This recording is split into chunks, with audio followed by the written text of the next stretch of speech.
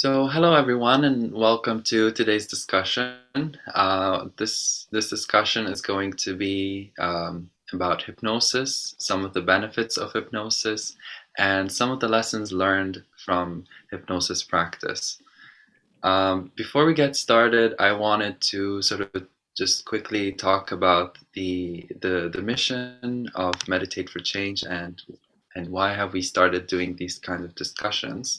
What we do at Meditate for Change is we do workshops and we do events and discussions that talk about different ways to approach mental health, talk about different ways to help learn how to meditate and do yoga and get introduced to other forms of spiritual practices. And like today, we're going to be discussing hypnosis and how it can help our physical and mental health. And what we aim is to shed light on some of the scientific aspects of spirituality and help normalize it. And we also aim at bringing awareness to each individual's inner reality so that they can regulate their own mental and physical health and drive their potential forward. So thank you so much for being here and being part of this one-of-a-kind experience. And I'm going to start introducing our team. Our guest speaker today is Miss Soojna Kim, and she is a level 3 QHHt practitioner, and she is the only level 3 practitioner in Ontario. And Miss Sue has been the director of research at Meditate for Change, and she has been aiding us in developing workshops and finding better ways to help you in the workshops that we do. So thank you so much, Ms. Soojna, for being here. The next person we have on our panel today is Mr. Sviatozar Napolius. He comes all the way from Russia, and he is the manifestation coach in Meditate for Change. And Lama Jodi is our art director, and she has some testimonials to share about hypnosis, her experience with quantum healing hypnosis technique, and so forth. And finally, myself, my name is Wiam Sharafuddin, and I am a level 1 quantum healing hypnosis practitioner. I've also been doing a lot of hypnosis research, so I will carry forward that portion regarding hypnosis from a research perspective and the power that it has to offer. So enough talking about me. Let's start with the discussion. And let's start with a quick question to Sue. How do you think people are using hypnosis differently after the pandemic has started? What kind of shift have you seen with the clients that you have before and after the pandemic? Prior to pandemic, most people have interest in healings and questions about their career and how to make money. And after pandemic, I find more people are interested in what is life all about? Why are we here? What am I supposed to progress? And that seems to be predominant rather than making money part. So that was my observation. Yeah, that's a main shift is that instead of how to make money, how to get promoted in the career to become more important position that can happen to them, then they're searching the real meaning of life. I think that in one sentence, that would be the change. So let's direct this at Viet. The idea of hypnosis, like Sue is saying, has been spread around the world, obviously a lot more because of the work of some great hypnosis leaders like Dolores Cannon. what made you decide to go into the route of classical hypnosis versus studying it from the Dolores Cannon method? And are you familiar with the Dolores Cannon method? Oh, I'm very familiar with Dolores Cannon QHHt hypnosis technique. Here in Russia, this technique is called the Dolores method. So it's not called QHHt here, it's called the Dolores method. And in the beginning of Dolores Cannon's career, the first country that accepted this information, this new knowledge and new information, and the first country to publish the books was Russia. So there is differences between the classical and QHHt. There is a drastic difference between them. In classical hypnosis, you work with the subconscious. You work with the subconscious. Basically, you deal with the filters and programs the person has and developed throughout his life until the period where we're doing the session. QHHt is a therapy, is a therapy technique, is a therapy session that that goes way deeper and beyond the subconscious, which makes it, as I call it, going into the true self, deep enough to go to reach the true self, and there is where the therapy happens. So just to clarify from your experience so far studying classical hypnosis, you're saying, like, do you do multiple sessions with classical hypnosis versus more of a one-time session that deals with most of the healing and therapy with QHHt? Yeah, in classical hypnosis sessions, there is something called packages. Once you take a session, you take, for example, 3 sessions, 6 sessions, depending on the situation and the problem, and whether it's a phobia or it's a bad habit, or depending on the situation, on the problem. Mm-hmm. But in the QHHt, one session is as big as 6 of classical hypnosis, for example. And as I said, it doesn't works on deeper levels as QHHt. So in classical hypnosis, yes, you do several sessions, because from the first session it's not enough usually, because to change the program, or a program in the subconscious, you need it 2, 3 up 3+ times. I have just two questions here. You are saying multiple sessions, but that's only to change or enhance one program or one filter problem. Yes. In reverse to in QHHt, I think you cover many topics in one session, right? Depending on the question that the person has, depending on the list of questions that the person is trying to find out, and definitely. Yeah. So, and also my other question is, and this is, I think this is a problem that most people who undergo hypnosis and the practitioners have, what to call this entity, because in Dolores Cannon calls it the higher self, the SC. In her book she writes the SC, but then she calls it the higher self, but in the book she writes the subconscious. And then you are saying that in classical hypnosis you do target the subconscious, but in QHHt there's a deeper, much deeper entity. So yeah, which one? Which one of them? Well, the idea is, in the history of psychology, at first, when psychology comes from a Greek word, which is psycho, and logos, which means the study of the soul. So before, psychology was considered as a study of the soul. Later on, they started putting into this knowledge, or into this science, consciousness.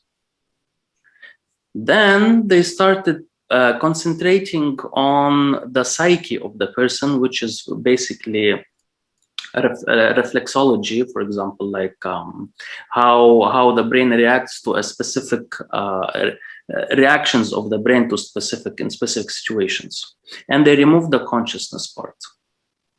So in hypnosis, the idea is that there is nothing called as in psychology as higher self, or as the consciousness. There is, yes, consciousness there is, but something higher than that, as the higher self, collective consciousness, for example, higher self. These are not legal names in psychology or hypnotherapy.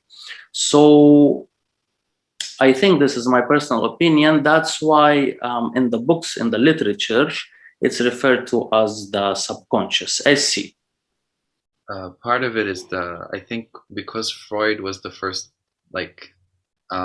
psychologist to bring this to the public domain, I think the idea of him dividing the consciousness into 3 parts became the most well-known methodology of breaking the consciousness.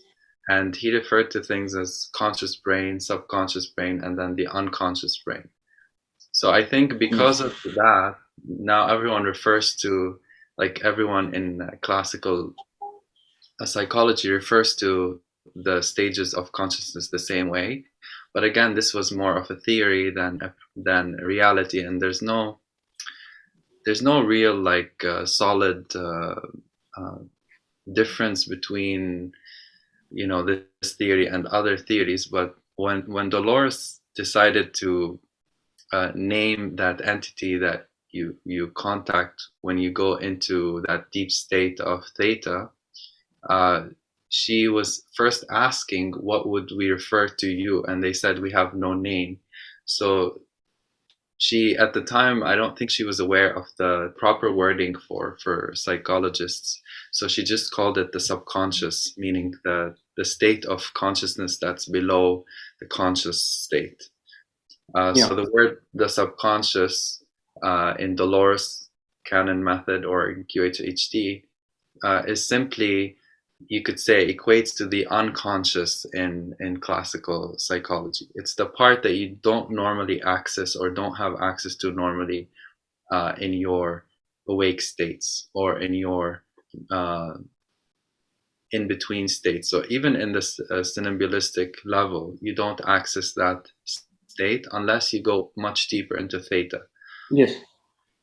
What about we hear a bit from Sue's experience, since you have direct contact, verbal contact with this entity? Had they ever initiated any type of wording or focus on? What we am is departing their knowledge is the same thing, because Dolores' time, they didn't have, well, she didn't have any understanding other than subconscious. So she just put the subconscious. But later in her practice, then other names developed. And the higher self doesn't mind whatever name you put it, it's the same thing. Either higher self, over soul, it's the same thing. It's just a human thing, to terminology in that way. That's all there is. So you're saying it's a human thing to put a label on it, to specify exactly what is it? Exactly what it is your higher self, like me, bigger self. Lama, your little self, you got a bigger self of you. Yeah. And that is you. That's a higher self we call. Whatever you want to call, higher self, over soul, super conscious Lama, they're all same. I think it's the need to label things is because we need to at some point advertise for everything. So this is the human experience condition. That's your human stuff, right? Yeah. For the higher self, they're like, what is this? What are you talking about? What do you call me? Well, it's a I- human thing again. It's a human wants to call some label something, but they don't require any labels at all. They are light beings. They always guide us, right? Whatever name that you want to call it, it's up to you. They don't care what name you put it in, right? Yeah, I think the whole idea of the guide is a crucial key point at this in this discussion, because again, if we're comparing classical hypnosis with QHHT, I think classical hypnosis would maybe, I don't know, I mean, you answer me, but it would maybe focus on changing habits rather than understanding the importance of being guided, or understanding the value of having an internal guide in you. Since I did undergo both types in one way or another, so I think I felt like during classical hypnosis, it's simply trying to reprogram or help me leave a bad habit or understand a certain program that I have and something related to my childhood or something like this. But it's not an ongoing conversation. It's this simple break of putting my ego to rest, and then like fixing this glitch and then going back to my regular life. But in QHHC, I felt it was more of an ongoing conversation with my guides, understanding the value of having this inner guide that's with you everywhere you go, and that the more you allow that guide to speak to you, the more things around you become better, and you evolve easier, and you understand the human experience and the human conditions in an easier way, and they don't actually fall as a burden on you anymore. Mhm. Yeah, what you're saying makes sense, and also a lot of like something to bring up to attention is that each person's program or perception of reality denotes how they behave to either method. So we get a lot of people, or I've seen a lot of people who come for a QHHC session. Um, they already know what they're getting themselves into, so they're already more open to the possibility of um, allowing this guidance to come through, allowing the subconscious to communicate with them, and so it makes the process easier. But a lot of them who haven't heard of QHHT, they have more difficulty actually accessing that deeper understanding. So in those cases, I actually have referred a few people to do classical hypnosis, because they've programmed their minds, or their subconscious programming is that there's no such thing as a higher entity or something. So it's harder for them to approach this technique versus if they go through a regular psychologist or hypnotherapist. It makes the process more logical for them, so they can slowly let go of their restrictions based on their perception of reality. And I think that's also the importance of having more than one approach, because not all people are the same, and you may not get um, what you're looking for in one method, but you'll get it in another. And so having options allows to, tailor to everyone's needs. Yes, I agree. I found the best way is combining the techniques in one, even in one session, combining them. Oh, the effects are like canon. Very nice. Which is interesting because Very powerful. a lot of talk is going on now about like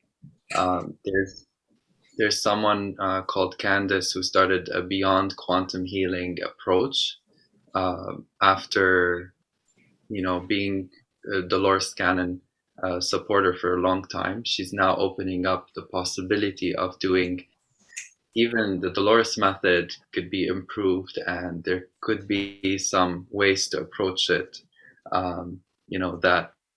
that tailor the experience to each individual. And this is something that both me and Sue have experienced, where you get certain people that just simply don't fit the mold of the technique itself. So you have to kind of change things around and adjust. The same way that yet you could refer to more than one technique, even within classical hypnosis, you can actually combine different techniques to tailor to the needs of that individual. So let's talk a little bit about some of the benefits, since we're getting into this discussion.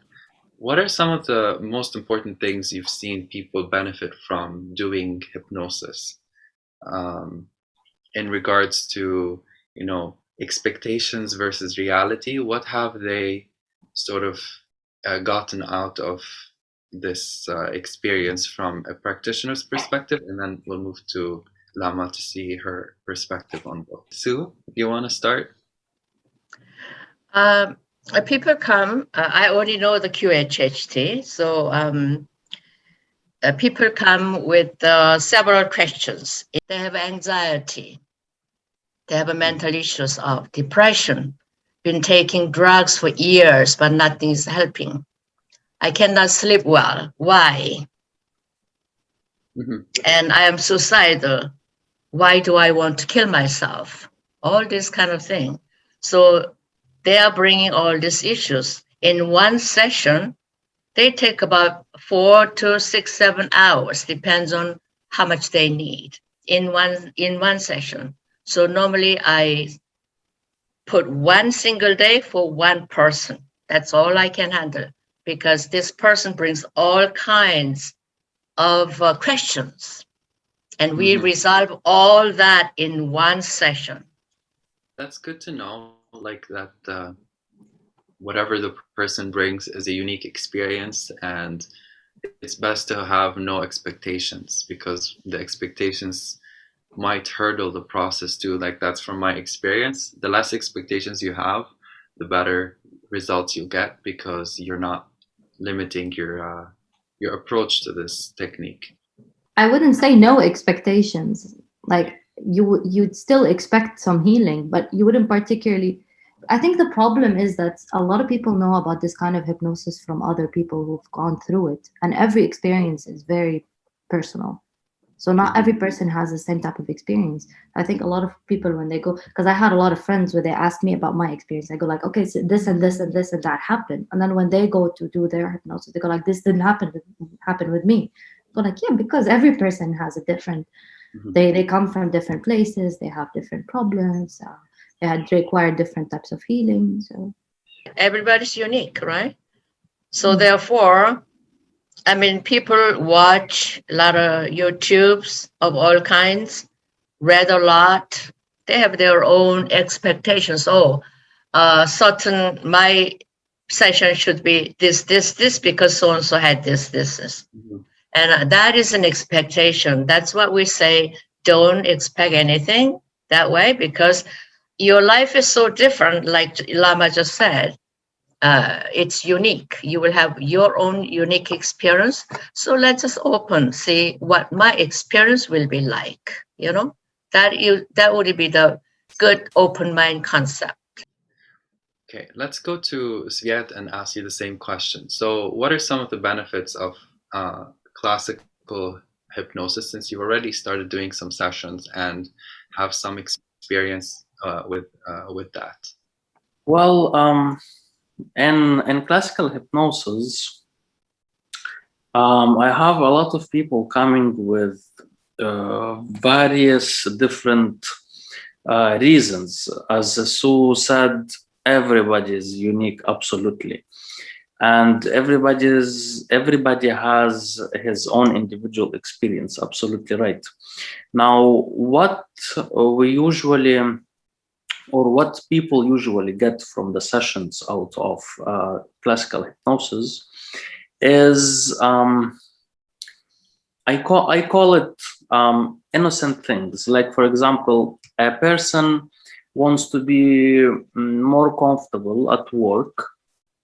So we do a classical hypnosis session where at a certain level, at a certain period, after putting him under There is something called in Russian внушение, which is translated like induction.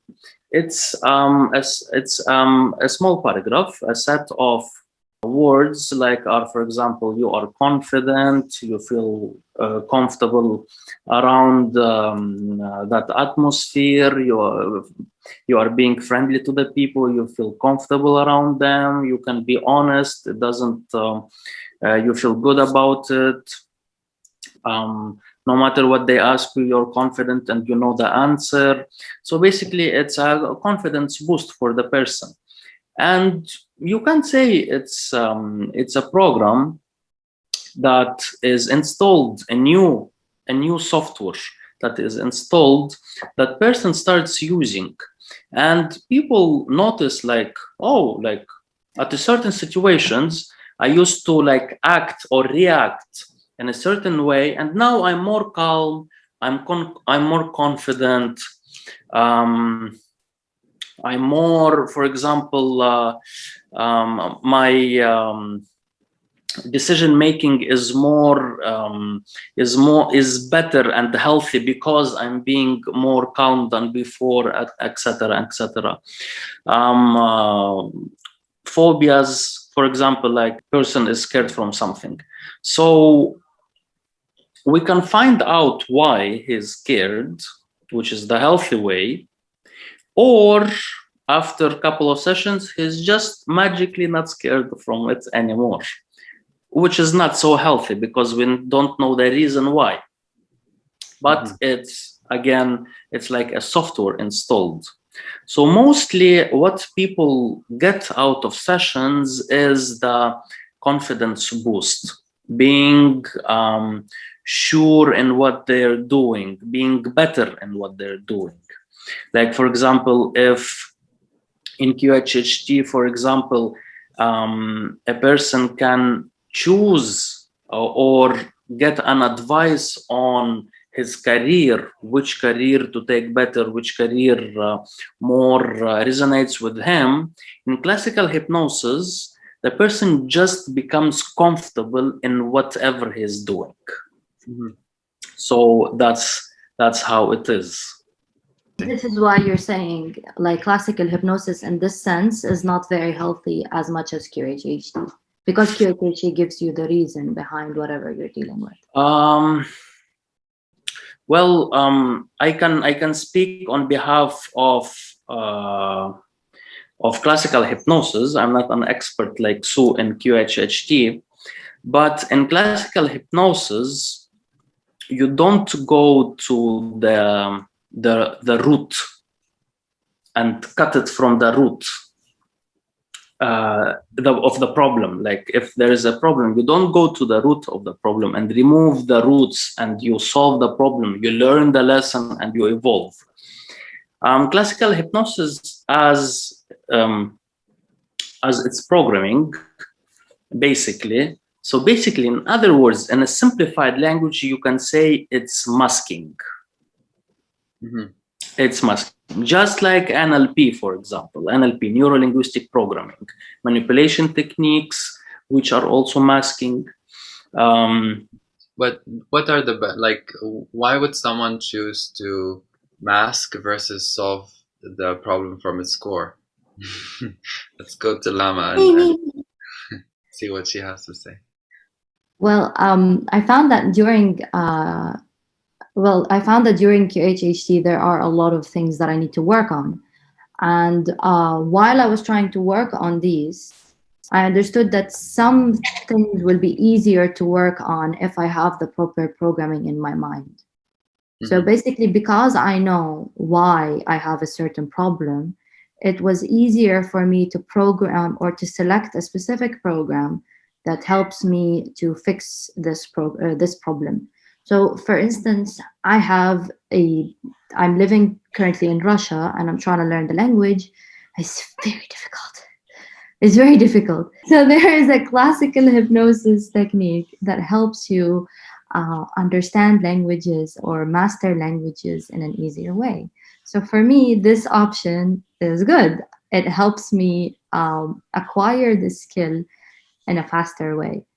But at the same time, if mastering a language was a problem, a prominent problem that I've been having for a while, then I would like to know the exact reason why it's happening. And as Soojna said, tackle the roots rather than to just tackle the symptoms, right?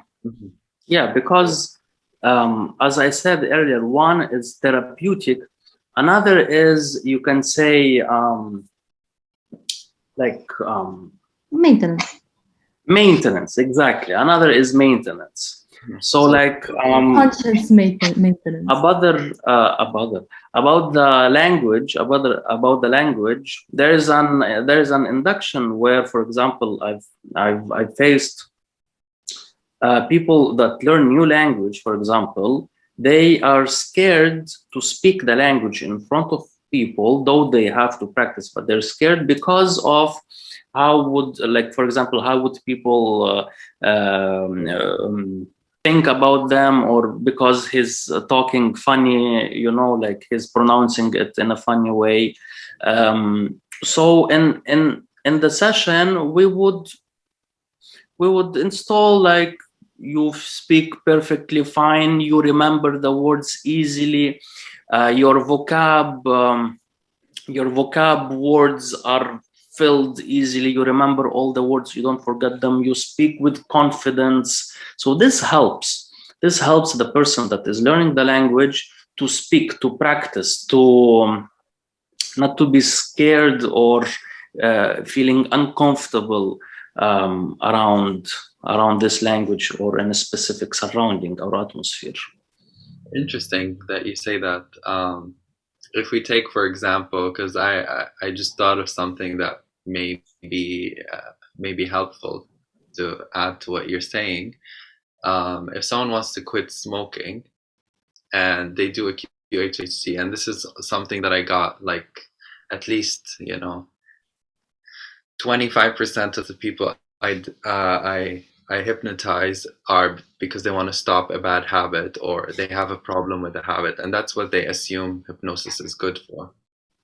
So from QHHt, they learn the real reason why they have the habit and why it's difficult to get rid of, and then the subconscious or their subconscious figures out the best way to deal with this problem. So instead of overriding the system, it's giving the person the option to do it themselves, basically do it yourself kind of methodology. And a lot of them are like disappointed because they're like, oh, so I'm gonna have to put in work to get this done. So when they go to classical hypnotist, usually it's the hypnotherapist is doing the work for them. So a lot of people would maybe prefer that if they want to get rid of something that they have a hard time understanding that it's actually their responsibility to deal with. Of course. Yeah. Of course. I 100% agree. 100% agree. I have a comment on that as well. As someone who's been through this, once you don't know the reason why something is happening, even if you do like classical hypnosis and you get whatever you need to do, the program that you need, and move on, if you don't fix the root, it will come again and you're going to have to face it again later. It can come in a different form. For example, instead of like being addicted about the smoking, yes, you can do the session of hypnosis. So the person, he stops smoking because he doesn't feel the urge to smoke anymore. But the problem is still there. So he starts what? Drinking. He starts what? Eating, overeating.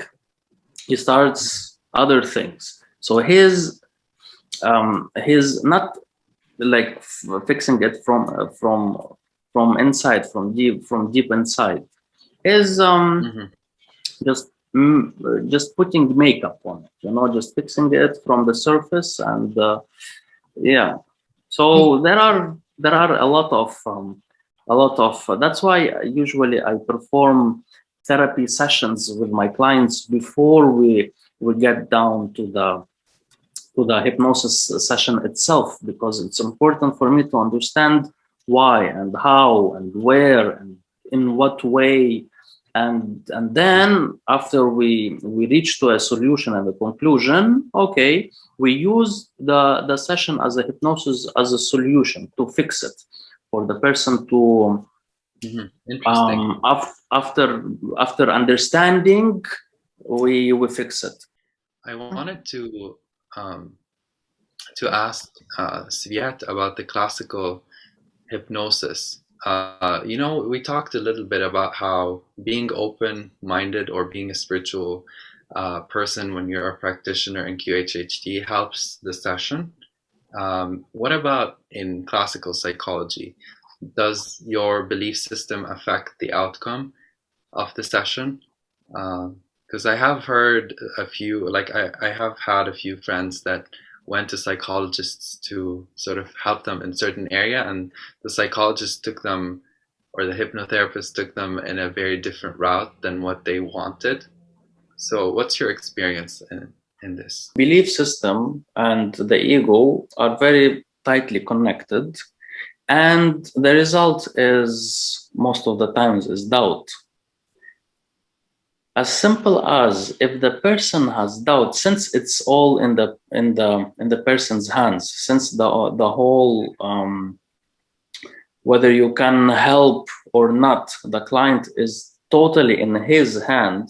So a factor such as doubt has a huge effect on the session, has a huge effect on the session, on the client as well. So the mentality or the belief system or the open-mindedness of the person plays a very big role.